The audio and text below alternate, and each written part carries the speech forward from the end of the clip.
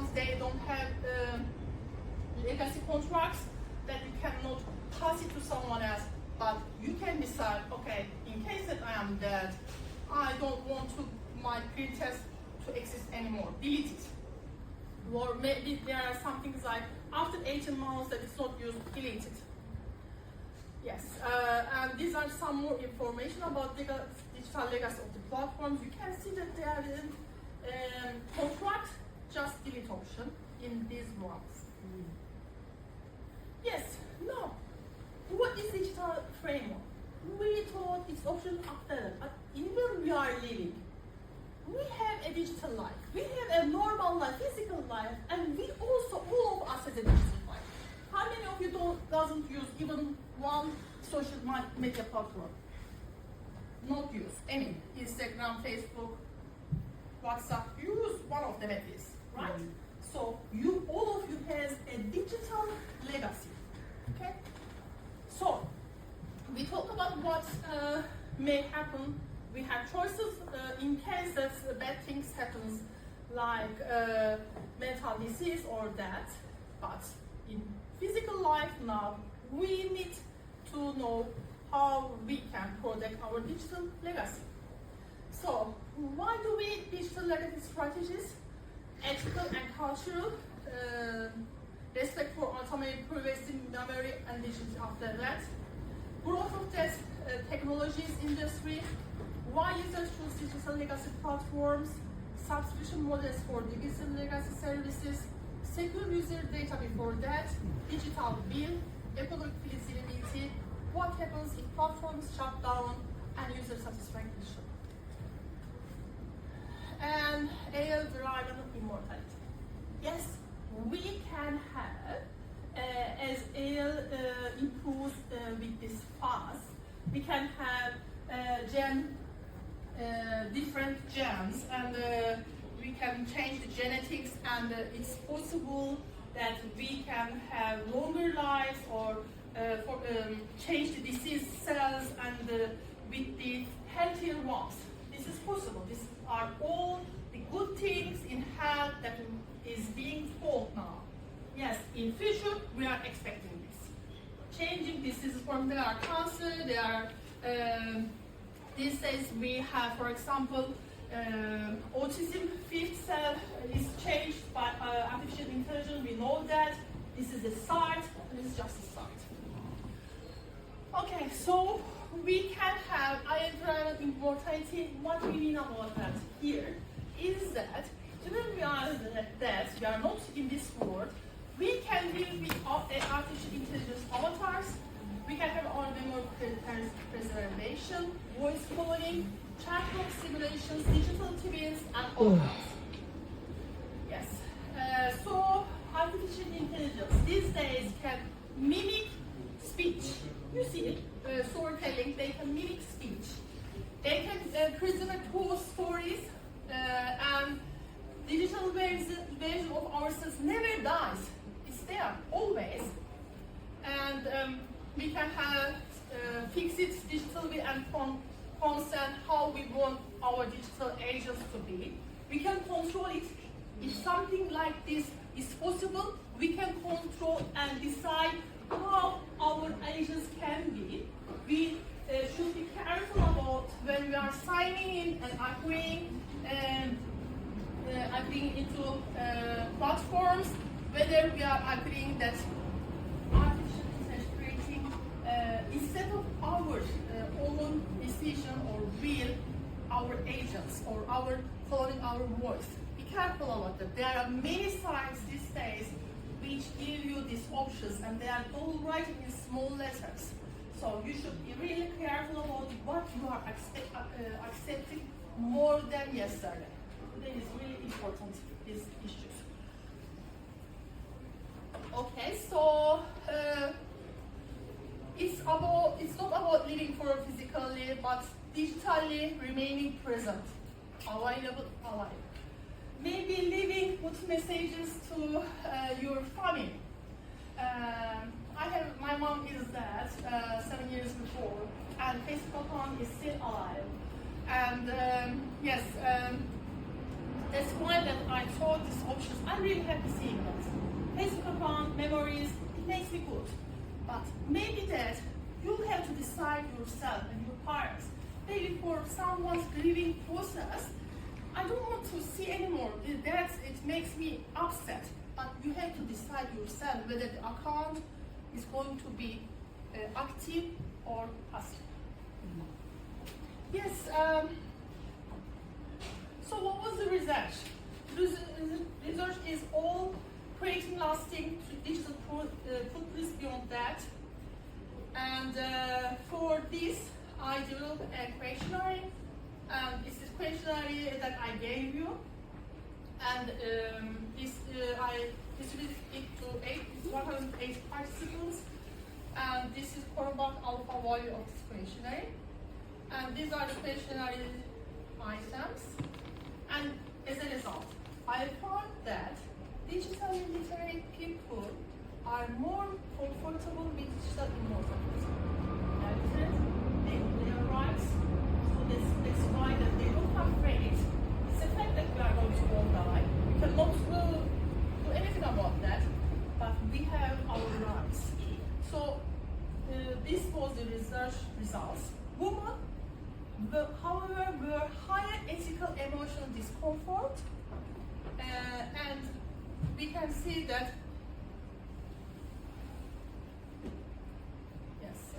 some questions here. We see that I want to decide what happens to my online data after I die. You see that 88.80 strongly agree. And I want my digital presence to be preserved in a way that reflects who I am. 83%, 83.33% true. And another high percentages here is that I want to leave a digital message or memory to share my loved ones. Even these days, there are such digital legacy contracts and people who continue to give gifts to their children in their birthdays. So they are agreed with organizations, and in each birthday, presents go to their houses. That was what my mother did before she died, to my brother. My mother died, and after she died 3 months later was my brother's birthday, and started coming the presents. So it was just a very good thing that she thought before she died, and she's agreed, and she's each year having presents to their children. Yes, results, some more results. I have this as interesting. I'm afraid that our artificial intelligence generated copy of me could misinterpret who I am. This is the most important thing I think. So before letting artificial intelligence decide for you, you have to be very careful with your accounts and check the settings and then accept it. Yes, and some ethical issues here. I can see the digital concept of digital immortality both excites and makes me worried. 100%. This was very interesting. So, digital immortal. Okay, I want to be get known for a while, but it makes me worried. There are things that not fixed yet. So. Here, yes, artificial intelligence is not a platform that we have to fully trust. It has misinformation, deepfakes, and harmful content.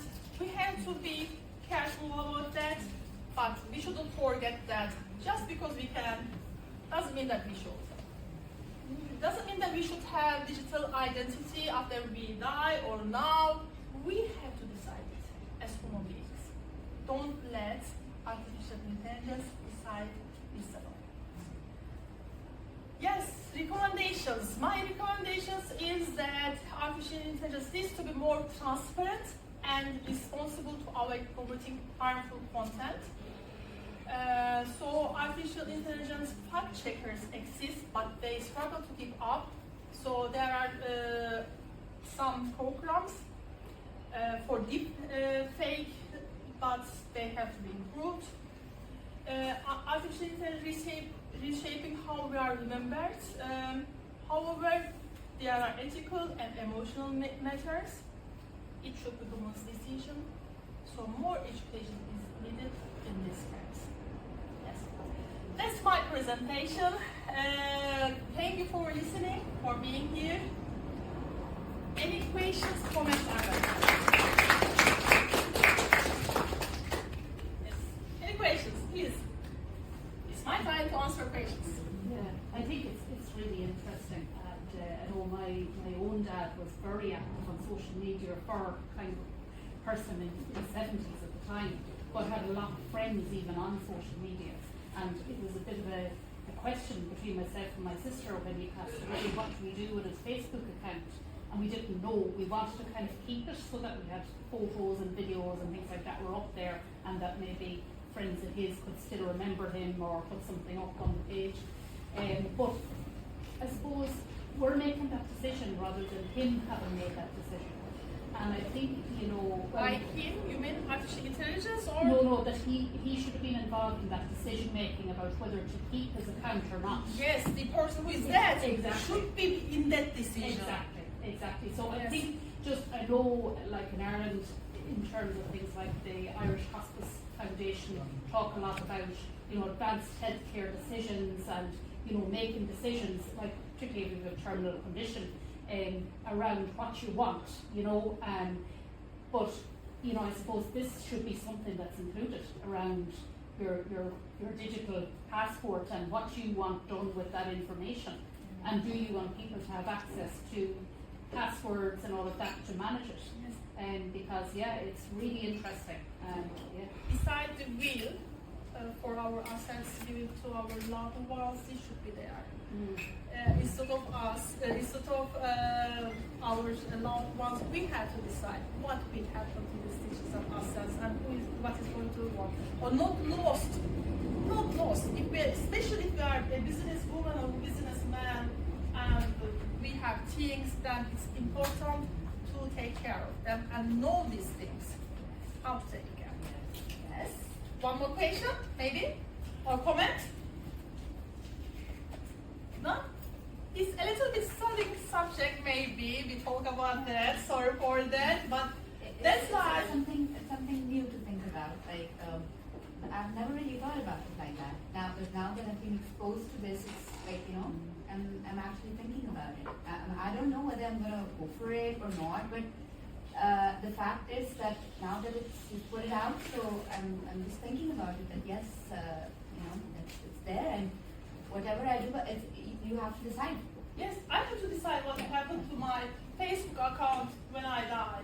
I can choose it to close it, delete it, or I can choose to pass it to my, yes, you know, to like allow as a one legacy. continue.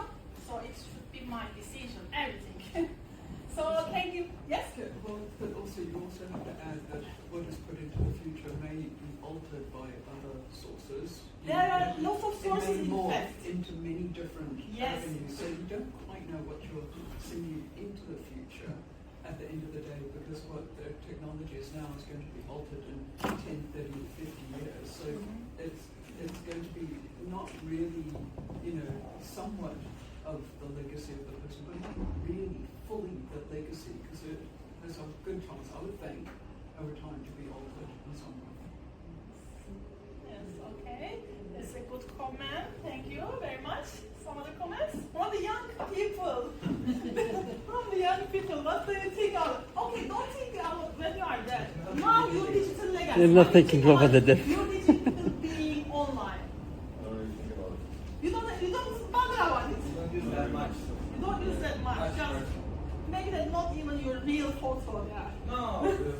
We have real photos, but don't use that much. Okay. So no problem that they don't represent If you. it exists, I don't mind, but it doesn't matter. It's like Okay. just from trips, like a different kind. Okay, say. Yes, very nice. Okay, nice. The young generation is more careful about that. Thank you. Maybe that's when we are older, we try to use it more Okay, thank you for listening to me. I think we have to pass to the next presentation. And that was a very good presentation. I'm